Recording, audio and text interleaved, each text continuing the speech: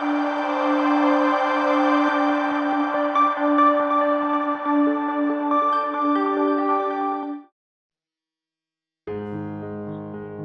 সরোবর lake বাঙালির অন্যতম nostalgia. Kolkata শহরের অনেকেই আছেন যারা রবীন্দ্র সরোবর লেকে যান। কেউ যান মর্নিং ওয়াকে, কেউ যান আড্ডা মারতে, বা কেউ যান খেলাধুলো করতে। কিন্তু কেউ কি জানেন এই লেকের ইতিহাস কি? কেই বা এই লেকটি তৈরি করেছিলেন? আজ আমি আপনাদের জানাবো আমাদের এই প্রিয় জায়গার ইতিহাস।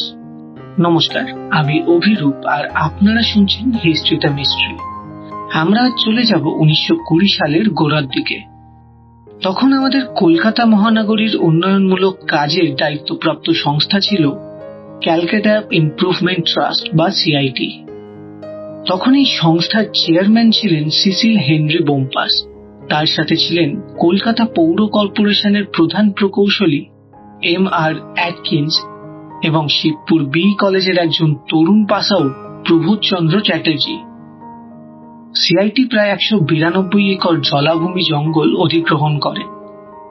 তাদের উদ্দেশ্য ছিল আবাসিক ব্যবহারের জন্য এলাকাটির উন্নতি করা, রাস্তাঘাট উন্নত করা, সংলগ্ন কিছু জমি উঁচু ও সমতল করা এবং হ্রদ ও পার্ক তৈরি করা।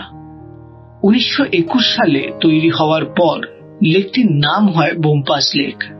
পরে 1958 সালের মে মাসে নোবেলজয়ী বাঙালি কবি বিশ্বকবি রবীন্দ্রনাথ ঠাকুরকে শ্রদ্ধা জানাতে এই লেকের নাম করা হয় রবীন্দ্র সরোবর লেক।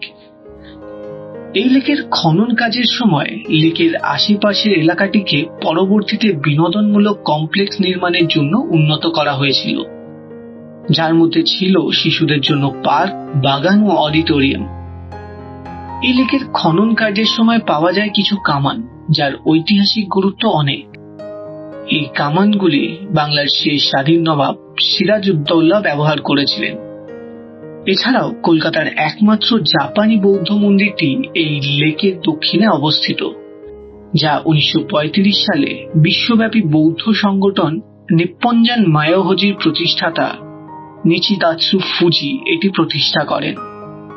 এছাড়াও এই লেকের মধ্যে আছে একটি ওপেন থিয়েটার ও নজরুল মঞ্চ, দুর্গা মিউজিয়াম, একটি মসজিদ যা এই লেকের একটি দ্বীপে রয়েছে এই লেকটির খনন কার্যের আগে থেকে, এবং এটি সংযুক্ত রয়েছে একটি ঝুলন্ত সেতু দ্বারা, যা 1926 সালে নির্মাণ করা হয় এবং 1962 সালে সংস্কার করা হয়। এছাড়াও রয়েছে কলকাতার অন্যতম বিখ্যাত football stadium Rabindra Sarobar stadium. শুধু এই লেক নয়, এই কলকাতা শহরও অনেক ইতিহাস তার বুকে চেপে ধরে আছে। আমি এই ইতিহাসগুলিকে আপনাদের সামনে তুলে ধরার চেষ্টা করব। আমাদের এই ভিডিওটি যদি ভালো লেগে থাকে তাহলে অবশ্যই আপনার বন্ধুদের সঙ্গে শেয়ার করুন এবং আমাদের চ্যানেলটিকে পারলে সাবস্ক্রাইব করে দিন। শুভরাত্রি।